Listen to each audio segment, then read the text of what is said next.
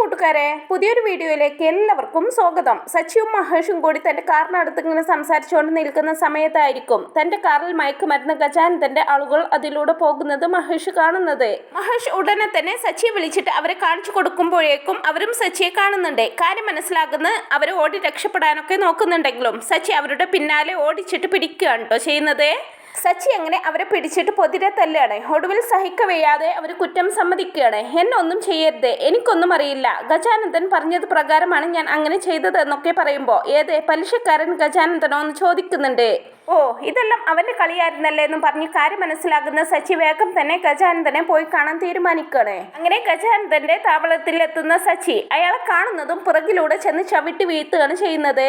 പെട്ടെന്നുള്ള നീക്കത്തിൽ ഗജു അണ്ണൻ ഒന്ന് വീണു പോകുന്നുണ്ടെങ്കിലും ആരടാന്ന് ചോദിച്ച് ചാടി അടിക്കുമ്പോ മുമ്പിൽ നിൽക്കുന്ന സച്ചിയെ കണ്ടു ഒന്ന് ഭയക്കുന്നുണ്ട്. തുടർന്ന് നിനക്ക് കിട്ടിയത് പോരല്ലേ, നീ ആദ്യം എന്റെ അച്ഛന്റെ മേൽ കൈവച്ചു, പിന്നെ എന്റെ ഭാര്യയെ ഉപദ്രവിക്കാൻ നോക്കി, ഇപ്പതാ ഞാൻ എന്റെ പ്രാണനെ പോലെ കൊണ്ട് നടക്കുന്ന കാറും എനിക്ക് നഷ്ടപ്പെട്ടു, അതും നീ കാരണം, നിന്നെ ഞാൻ ഇനി വെറുതെ വിടില്ലടാ എന്ന് പറഞ്ഞുകൊണ്ട് സച്ചി അയാളെ നന്നായിട്ട് എടുത്തിട്ട് പെരുമാറുന്നുണ്ട്. അങ്ങനെ പൊരിഞ്ഞൊരു അടി തന്നെ അവിടെ നടക്കുന്നുണ്ട് കേട്ടോ. സച്ചിക്കും തലക്ക് ചെറിയ പരിക്കൊക്കെ പറ്റുന്നുണ്ട്. അതൊന്നും കാര്യമാക്കാതെ സച്ചി വീണ്ടും അയാളെ അടിക്കാൻ ഒരുങ്ങുമ്പോ മഹേഷ് അവനെ പിടിച്ചു വലിച്ചു കൊണ്ടുപോവാനൊക്കെ നോക്കുന്നുണ്ടെങ്കിലും മഹേഷിന്റെ കൈ വിടിയിപ്പിച്ച് വീണ്ടും ഗജാനന്ദന്റെ പിന്നാലെ ഓടിച്ചെന്ന് അടിക്കുമായിരിക്കും സച്ചി. അതേസമയമായിരിക്കും ഒരു ബൈക്കിൽ ശ്രീ അവിടേക്ക് വരുന്നത്. തലയിലൂടെ ചോര വരുന്നതൊന്നും കണക്കിലെടുക്കാതെ ഗജാനന്ദനെ ഓടിച്ചിട്ട് തല്ലുന്ന സച്ചിയെ തടഞ്ഞു വെക്കുകയാണ് ശ്രീ. ആ സമയം കൊണ്ട് ഗജാനന്ദൻ ഓടി രക്ഷപ്പെടുകയും ചെയ്യുന്നുണ്ട്. ചോര വരുന്നടാ, നമുക്ക് ഹോസ്പിറ്റലിൽ പോവാമെന്നൊക്കെ പറയുമ്പോ എനിക്കിപ്പോ ഹോസ്പിറ്റലിലല്ല പോവേണ്ടത്, പോലീസ് സ്റ്റേഷനിലാണ് പോകേണ്ടത്. ഓടിപ്പോയവനാണ് എന്റെ കാറിൽ മയക്കുമരുന്ന് വെച്ചത്, എനിക്ക് അവനെതിരെ പോലീസിൽ കംപ്ലൈന്റ് കൊടുക്കണമെന്നൊക്കെ പറഞ്ഞ് ശ്രീയും മഹേഷും സച്ചിയും കൂടി പോലീസ് സ്റ്റേഷനിലേക്ക് പോവാണ് കേട്ടോ ചെയ്യുന്നത്. അവരെങ്ങനെ പോലീസിൽ ചെന്ന് പരാതി കൊടുക്കുന്ന സമയത്ത് നിങ്ങൾ ഇങ്ങനെ വന്ന് പറഞ്ഞാൽ ഞങ്ങൾ അതങ്ങ് വിശ്വസിക്കണോ, തെളിവില്ലാതെ ഞങ്ങൾ ഒന്നും വിശ്വസിക്കില്ലെന്ന് പറയുകയാണ് അവര്. ഗജാനന്ദൻ എന്നോട് മുൻ വൈരാഗ്യം തീർത്തതാണ്, അയാളെ അറസ്റ്റ് ചെയ്യണമെന്നൊക്കെ പറയുമ്പോൾ നീ വന്ന് പറഞ്ഞ ഉടനെ ഞങ്ങൾ അയാളെ അറസ്റ്റ് ചെയ്യണം, അയാൾ അങ്ങനെ ചെയ്തു എന്നതിന് ആരെങ്കിലും സാക്ഷി ഉണ്ടോ എന്നൊക്കെ ചോദിക്കുമ്പോൾ ഉണ്ടെന്ന് പറയുന്നതും അവരെ കൂട്ടിയിട്ട് വരാൻ പറയുമ്പോൾ അവര് രക്ഷപ്പെട്ടെന്നൊക്കെ പറയുകയാണ് സച്ചി.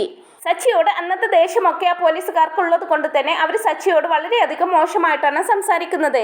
അവർക്കെതിരെയുള്ള തെളിവ് കൊണ്ടുവാ, എങ്കിൽ ഞങ്ങൾ ആക്ഷൻ എടുക്കാമെന്നും പറഞ്ഞുകൊണ്ട് സച്ചിയെയും കൂട്ടരെയും പറഞ്ഞേക്കാണ് പോലീസുകാര്. പലതും പറഞ്ഞു പോവാൻ കൂട്ടാക്കാതെ നിൽക്കുന്ന സച്ചിയെ പുറത്തേക്ക് വലിച്ചു കൊണ്ടുവരികയാണ് ശ്രീയും മഹേഷും കൂടിയിട്ട്.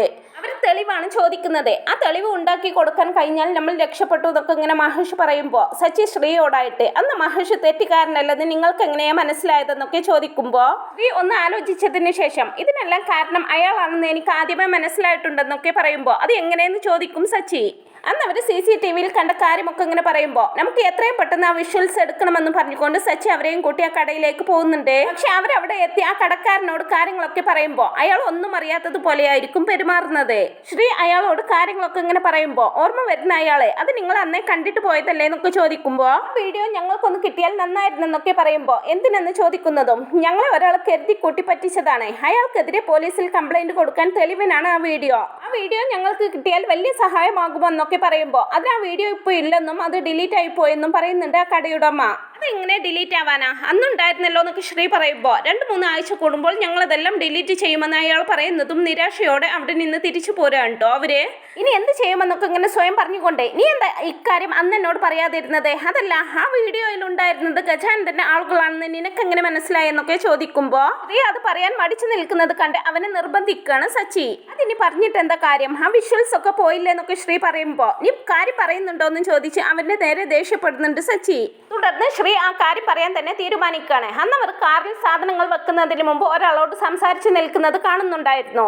അയാൾ ഗജാനന്ദന്റെ ആളുകളാണെന്ന് ദേവികയാണ് മനസ്സിലാക്കിയത്, അങ്ങനെയാണ് മനസ്സിലായതെന്നൊക്കെ പറയുമ്പോൾ ഇത് നീ അപ്പോഴേ പോലീസിൽ പറയണ്ടേന്നൊക്കെ ചോദിക്കുമ്പോൾ അതിന് ആ ഗജാനന്ദൻ ഒളിവിൽ പോയതായിരുന്നെന്ന് തോന്നുന്നു, അപ്പോഴാണ് എന്റെ ഫ്രണ്ട് സഹായിക്കാമെന്ന് പറഞ്ഞത്, പിന്നീട് ഞങ്ങൾ ആ വിഷയം വിട്ടു എന്നൊക്കെ ശ്രീ പറയുമ്പോൾ ദേഷ്യം വരുന്നുണ്ട് കേട്ടോ സച്ചിക്ക്. ഇതെല്ലാം രേവതിക്കും അറിയാമല്ലേ, അറിഞ്ഞിട്ടും അവൾ എന്നോട് പറയാതിരുന്നതാ, നീയും എന്നോട് പറഞ്ഞില്ലല്ലോടോ എന്നൊക്കെ പറയുമ്പോൾ ഏടത്തി എന്നോട് പറയരുതെന്ന് പറഞ്ഞതാണെന്നൊക്കെ പറയുന്നതും പറഞ്ഞത് അതുപോലെ നീ അങ്ങ് അനുസരിച്ചല്ലേ, അവൾ എന്തിനാടാ ഇക്കാര്യം എന്നോട് മറച്ചു വെച്ചതെന്ന് ചോദിക്കുന്നുണ്ട്. എന്റെ ദേഷ്യം കാരണം തന്നെയായിരിക്കും ഏടത്തി ഇക്കാര്യം നിന്നോട് മറച്ചു വെച്ചത്, നീ ഇക്കാര്യം അറിഞ്ഞിരുന്നെങ്കിൽ അയാളെ കൊല്ലാൻ പോലും നീ മടിക്കില്ലായിരുന്നു, അയാളെ കൊന്ന് ജയിലിൽ പോകുന്നത് ഏടത്തി സഹിക്കണമെന്നൊക്കെ ചോദിക്കുമ്പോൾ ഞാൻ എന്ത് ചെയ്യണം എന്ത് ചെയ്യേണ്ടെന്ന് തീരുമാനിക്കുന്നത് ഞാനാണ്, അല്ലാതെ അവളല്ല. അന്നേ ഞാൻ ഇക്കാര്യം അറിഞ്ഞിരുന്നെങ്കിൽ ആ ഗജാനന്ദന്റെ ആളുകളെ ജയിലിൽ അടക്കാൻ പറ്റുമായിരുന്നു, ഇപ്പൊ നമ്മളെ കൊണ്ട് എന്ത് തെളിവ് അവർക്കെതിരെ ഉണ്ടാക്കാൻ കഴിയാന്നൊക്കെ പറഞ്ഞ് സച്ചിങ്ങനെ ദേഷ്യപ്പെടുമ്പോ അതെല്ലാം കഴിഞ്ഞു പോയില്ലേ, നീ അവർക്കിട്ട് നല്ലോണം ഇടി കൊടുക്കുകയും ചെയ്തു, ഇനി അത് വിട്ട് കളഞ്ഞേക്കെന്നൊക്കെ പറയുമ്പോ അങ്ങനെ അങ്ങ് വിട്ട് കളയാൻ പറ്റുമോ? എന്റെ കാറാണ് എനിക്ക് നഷ്ടപ്പെട്ടത്, അത് കൂടാതെ ഇപ്പൊ 2 ലക്ഷമാണ് കടമുള്ളത്. അവൾ എന്താ വിചാരിച്ചു വെച്ചിരിക്കുന്നത്? അവൾക്ക് എന്താ തീരെ വിവരമില്ലേ? ഇത്രയും വലിയൊരു സത്യം എന്നോട് പറയാതെ മറച്ചു വെച്ചിരിക്കുന്നു. അവളുടെ വീട്ടിൽ വെച്ച് അയാളെ അടിച്ചതിൽ മുതലാണ് പ്രശ്നങ്ങൾ ആരംഭിച്ചത്. എന്നിട്ടിപ്പോ എല്ലാം എന്റെ തലയിലായി. അവൾക്ക് ഞാൻ കാണിച്ചു കൊടുക്കാമെന്നും പറഞ്ഞുകൊണ്ട് സച്ചി ദേഷ്യത്തോടെ വീട്ടിലേക്ക് പോവുകയാണ് ചെയ്യുന്നത്. ശ്രീയും മഹേഷും സച്ചിയെ തടയാനൊക്കെ നോക്കുന്നുണ്ടെങ്കിലും സച്ചി അവരുടെ എല്ലാം കൈപിടിപ്പിച്ച് നേരെ പോവാണ് കേട്ടോ ചെയ്യുന്നത്. ഒട്ടും സമയം കളയാതെ അവരും സച്ചിയുടെ പിന്നാലെ വെച്ച് പിടിക്കുന്നുണ്ട്.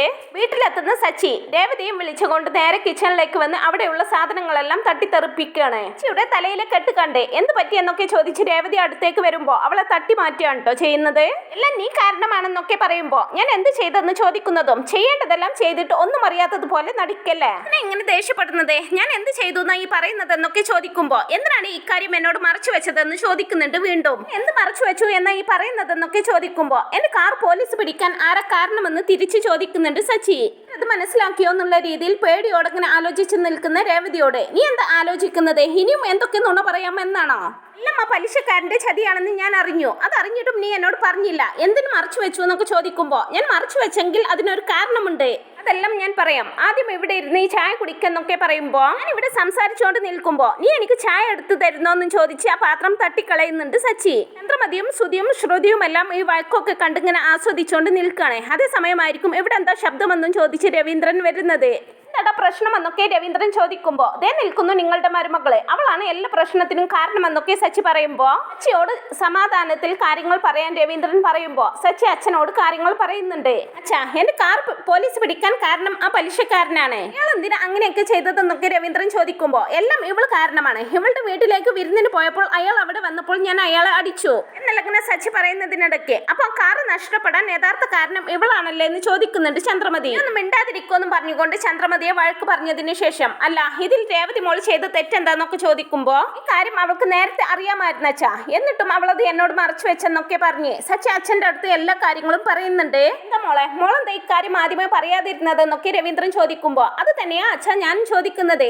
അപ്പൊ ധിക്കാരമാണ്. ഇത് ആദ്യമേ എന്നോട് പറഞ്ഞിരുന്നെങ്കിൽ എനിക്കിപ്പോ എന്റെ കാർ നഷ്ടപ്പെടില്ലായിരുന്നെന്നൊക്കെ സച്ചി പറയുമ്പോ കാർ പിടിച്ചതല്ല വലിയ തെറ്റായത്, നീ അന്ന് പോലീസുകാരുടെ മേൽ കൈവച്ചു, അത് അവർക്ക് ഇഷ്ടപ്പെട്ടിട്ടില്ല, അതുകൊണ്ടാണ് കാറിനോട് അവരങ്ങനെ ചെയ്തതെന്നൊക്കെ ശ്രീ പറയുമ്പോ പുറത്തു വിട്ടതിന് ശേഷമല്ലേ അവരെ കാർ നശിപ്പിച്ചത്, അതിനു മുമ്പേ അവർക്ക് ആ വീഡിയോ കാണിച്ചു കൊടുത്തേ എന്റെ മേൽ ഒരു തെറ്റുമില്ലെന്ന് തെളിയിച്ചു കൊടുത്തുകൂടായിരുന്നോ എന്നൊക്കെ ചോദിക്കുന്നുണ്ട് സച്ചി. നീ എന്തൊക്കെ പറഞ്ഞാലും നിന്റെ ദേഷ്യം കാരണമാണ് അങ്ങനെയൊക്കെ സംഭവിച്ചത്, അല്ലാതെ ഏടത്തിയുടെ മേൽ ഒരു തെറ്റുമില്ലെന്നൊക്കെ പറഞ്ഞ് രേവതിയുടെ പക്ഷം പിടിക്കുമ്പോ നീ വെറുതെ അവളുടെ പക്ഷം പിടിച്ച് സംസാരിക്കണ്ട. ഇപ്പൊ എന്റെ കാറും നഷ്ടപ്പെട്ടു, 2 ലക്ഷം രൂപ പണവും പോയി, അതാ വാടക കാർ ഓടിച്ചിട്ട് ലോൺ അടക്കണമെന്നൊക്കെ സച്ചി പറയുമ്പോ അവളുടെ നല്ലതിന് വേണ്ടിയിട്ടാണ് ഞാനത് മറച്ചു വെച്ചതെന്ന് രേവതി പറയുന്നതും ഇപ്പൊ എന്ത് നല്ലത് നടന്നെന്നാ എനിക്ക് CCTV വിഷ്വൽസ് പോലും ഇപ്പൊ അവിടെ ഇല്ല, അതെല്ലാം ഡിലീറ്റ് ആയി പോയി, നീ എന്താന്ന് വെച്ചാൽ ചെയ്തോന്നും പറഞ്ഞുകൊണ്ട് ദേഷ്യത്തോടെ പുറത്തു പോവാൻ ഒരുങ്ങുന്ന സച്ചിയെ തടഞ്ഞു നിർത്തുകയാണ് രവീന്ദ്രൻ. സമയം രേവതി കരഞ്ഞുകൊണ്ട് ഞാൻ പറയുന്നതൊന്ന് കേൾക്ക്, ഞാൻ അന്ന് ഇക്കാര്യം പറഞ്ഞിരുന്നെങ്കിൽ നിങ്ങൾ ദേഷ്യത്തിൽ അവരെ പോയി തല്ലുമായിരുന്നു, നിങ്ങൾക്ക് എന്തെങ്കിലും സംഭവിക്കുമോ എന്നുള്ള പേടി കൊണ്ടാണ് ഞാൻ അക്കാര്യം പറയാതിരുന്നതെന്നൊക്കെ പറഞ്ഞു പൊട്ടിക്കരിയാണ് കേട്ടോ രേവതി. ഞാൻ എന്ത് ചെയ്താലും നിനക്കെന്താ,